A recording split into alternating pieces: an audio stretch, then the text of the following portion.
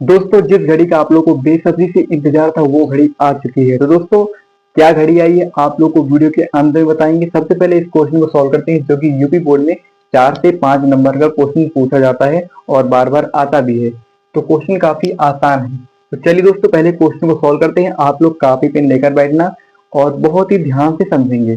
तो एक बार अगर क्वेश्चन आप लोग देख लेते हैं तो आप लोग के बिल्कुल समझ में आ जाएगा। बार बार आप लोगों को इधर उधर भागना नहीं पड़ेगा।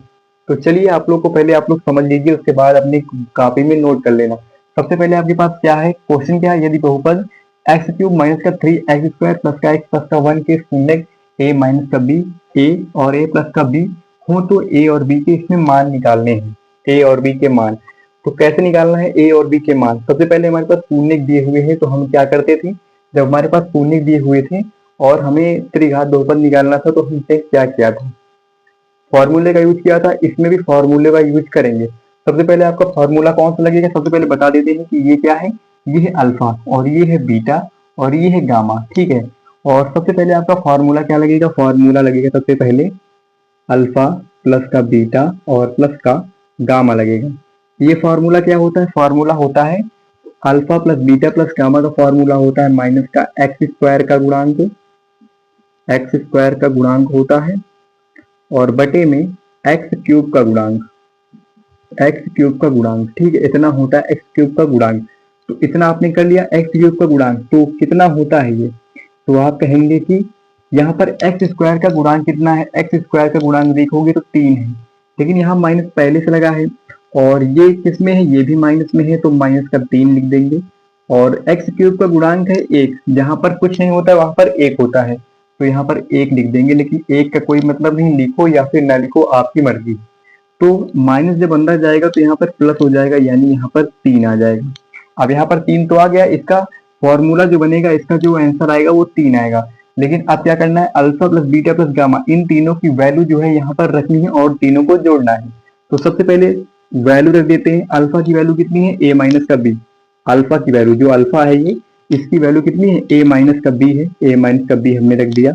और क्या है, प्लस लगाएंगे और बीटा की वैल्यू है a, बीटा की वैल्यू ये a है और गामा की वैल्यू कितनी है, a प्लस का b, a प्लस का b और बराबर मान कितना इसका है, इसका मान है 3, क्योंकि इसका इसी का मान है ये 3।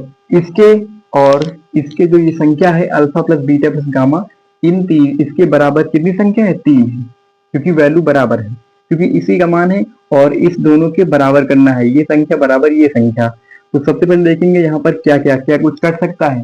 तो ए को देखो, ए है, ए है, ए है, तो कितनी बार 3a हो गया। और बी को देखेंगे, यहाँ पर माइनस का बी, यहाँ पर प्लस का बी, तो ये हो जाएगा, कट जाएगा।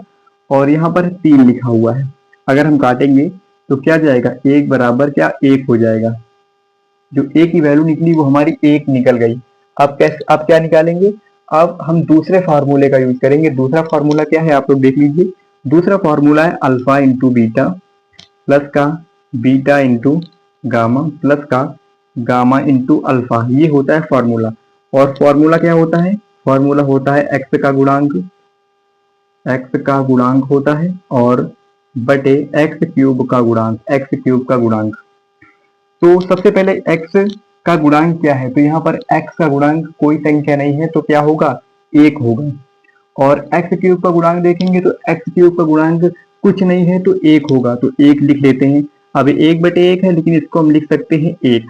ठीक है, अब इतना तो हमने इसका मान तो निकाल लिया, लेकिन अब इसके इस जो आपका फॉर्मूला है इसमें इसके मान रखेंगे और उसके बराबर 1 को रखेंगे, तब आपका b का मान निकलेगा। तो आपका जो यहाँ पर फॉर्मूला है इस पे मान रखते हैं। तो सबसे पहले अल्फा लिखा हुआ है, अल्फा की वैल्यू a माइनस का b है, a माइनस का b लिख दिया। और इंटू बीटा, तो बीटा की वैल्यू a है, इंटू में a कर दिया। और बीच में लगा है प्लस तो प्लस लगा देंगे। और फिर लिखा है बीटा, बीटा की वैल्यू है a। ठीक है, और इंटू में है गामा, तो गामा की वैल्यू कितनी है, a प्लस का b, a प्लस का b है। और फिर क्या है, प्लस का लगा हुआ है। और फिर गामा की वैल्यू कितनी है, गामा लिखा हुआ है तो गामा की वैल्यू a प्लस का b, a प्लस का b। और इंटू में क्या है, इंटू में है अल्फा, अल्फा की वैल्यू क्या है, a माइनस का b, अल्फा की वैल्यू है। और बराबर में क्या है, बराबर में इसका मान है 1, 1 के बराबर है। तो सबसे पहले क्या है, इसका गुणा कर लेते हैं, गुणा करेंगे एक का गुणा इसके अंदर ब्रैकेट के अंदर करेंगे तो क्या होगा, यहाँ पर ए स्क्वायर हो जाएगा और माइनस का ए भी हो जाएगा। और जब इसका गुणा इसके अंदर करेंगे तो यहाँ पर तो प्लस पहले से प्लस लिख देंगे, और ए का गुणा ए से करेंगे तो ए स्क्वायर हो जाएगा, और ए का गुणा बी से करेंगे तो प्लस है तो प्लस होगा, प्लस का ए भी हो जाएगा। और यहाँ पर क्या लिखा हुआ है, एक ब्रैकेट में ए प्लस बी, दूसरे ब्रैकेट में ए माइनस बी, यानी कि इसका फॉर्मूला है ए स्क्वायर माइनस का बी स्क्वायर, यानी कि इसका फॉर्मूला ए स्क्वायर माइनस का बी स्क्वायर का फॉर्मूला है। तो बराबर किसके, एक के बराबर है। अब यहाँ पर देखते हैं क्या कुछ कट पिट सकता है, तो हाँ ए भी कट जाएगा क्योंकि ए यहाँ पर माइनस में है, यहाँ पर प्लस में है। अब क्या देखते हैं क्या कुछ जुड़ रहा है, तो हाँ ए स्क्वायर ए स्क्वायर ए स्क्वायर तीन जगह है, तो ये हो जाएगा 3a स्क्वायर हो जाएगा। और साथ में हमारा माइनस का बी स्क्वायर बचा हुआ है, और साथ में एक तो है ही है। अब क्या करेंगे, हमें देखो a की वैल्यू पहले मिल चुकी थी, हम अब यहाँ से b की वैल्यू निकाल सकते हैं क्योंकि हमारे पास a की वैल्यू है।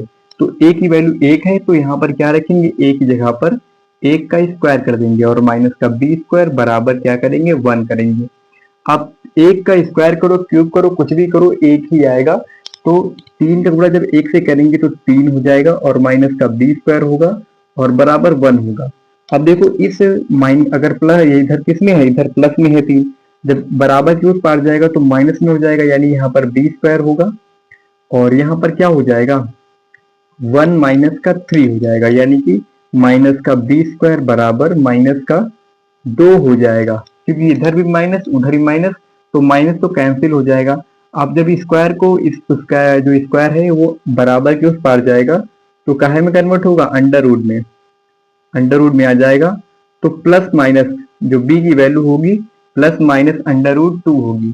तो आपके मान क्या निकले, a का मान कितना निकला, a का मान हमारे पास 1 निकला, और b का जो मान निकला प्लस माइनस का अंडर रूट 2।